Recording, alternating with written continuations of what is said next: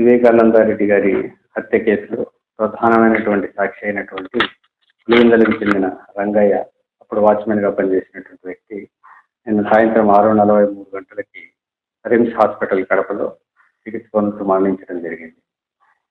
నిన్న మధ్యాహ్నం 12 గంటలకు అస్వస్థతతో బాధపడుతున్నటువంటి అతన్ని పులివెందుల గవర్నమెంట్ హాస్పిటల్ తీసుకొని పోవడం జరిగింది.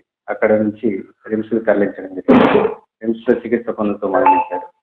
ఈ యొక్క వివేకానంద రెడ్డి హత్య కేసులో ప్రధానమైనటువంటి ముద్దాయి చనిపోవడం హై ప్రొఫెషనల్ మర్డర్గా మనం అనుమానిస్తూ ఉన్నాము. దీంట్లో భాగంగా బ్యాక్గ్రౌండ్లో ఎవరి ప్రమేయం ఉంది, అదేవిధంగా ఈ అనుమానాన్ని అన్ని కోణాల్లో కూడా దర్యాప్తు చేయడం కోసము ప్రయత్నాలు చేస్తూ ఉన్నాము. దీంట్లో భాగంగా ఇంతకుముందు కూడా ఇదే విధంగా ప్రధానమైనటువంటి సాక్షులు 2019 నుంచి 24 మధ్యలో 5 నుంచి 6 మంది చనిపోవడం జరిగింది.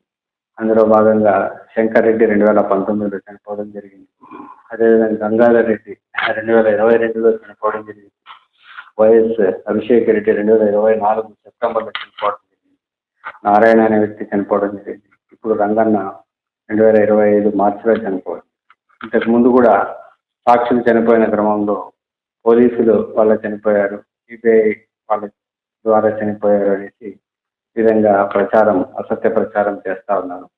దీన్ని అన్ని కోణాల్లో దర్యాప్తు చేస్తూ ఉన్నాము.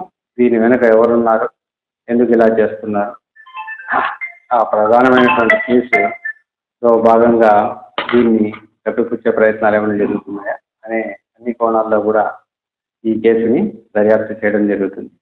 దీనికోసం ఒక ప్రత్యేకమైనటువంటి టీంని ఏర్పాటు చేయడం జరిగింది. ఆ టీం సైంటిఫిక్గాను మిగతా అన్ని రంగాల్లో అన్ని డాక్యుమెంట్స్ని వెరిఫై చేయడం జరుగుతుంది. ఆ కేసు ఇన్వెస్టిగేషన్ని త్వరితగతిన కంప్లీట్ చేయడం జరుగుతుంది. అంటే ప్రధానంగా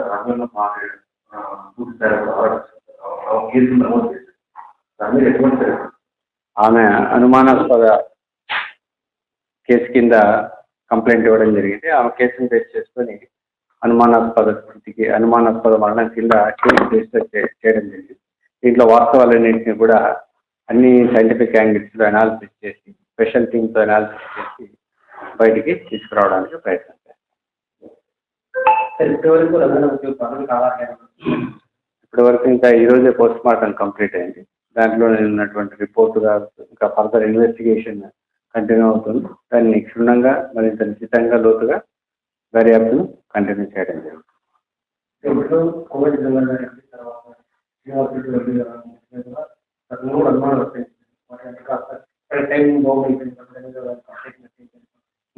దాన్ని యాంగిల్లో కూడా వెరిఫై చేస్తుంది. ఇంతవరకు ఎవరైతే చనిపోయారో ఆ దర్యాప్తు కంటిన్యూ అవుతుంది.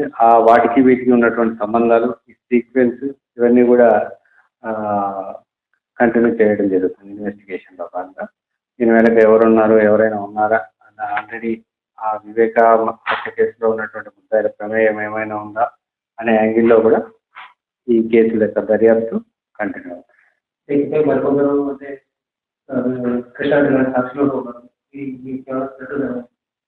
ఎవరికైనా అలాంటి థ్రెట్ ఏదైనా ఉందంటే మేము సెక్యూరిటీ ఇవ్వడం జరుగుతుంది. ఇప్పుడు చనిపోయిన రంగన్న కూడా 2 PSOల్ని మనము ఇవ్వడం జరిగింది. అప్పటి నుంచి ఇప్పటి వరకు కంటిన్యూ అవుతుంది. ఇంకా ఇప్పుడు కూడా ఎవరికైనా అలాంటి థ్రెట్ ఉందని భావిస్తే ఖచ్చితంగా వాళ్ళకి అన్ని రకాల రక్షణ, సహకారం, సెక్యూరిటీ అందించడం జరుగుతుంది.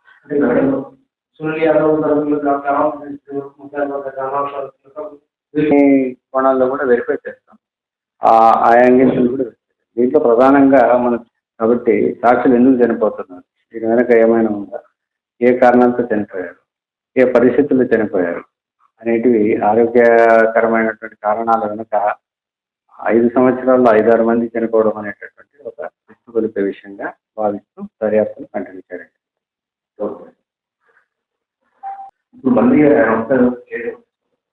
ఆయనకి ఎవరికి థ్రెట్ ఉన్నా కూడా వాళ్ళకు ఖచ్చితంగా థ్రెట్ని పరిశీలించడం జరుగుతుంది. ఆ థ్రెట్కి అనుగుణంగా వాళ్ళకు రక్షణ కల్పించే విధంగా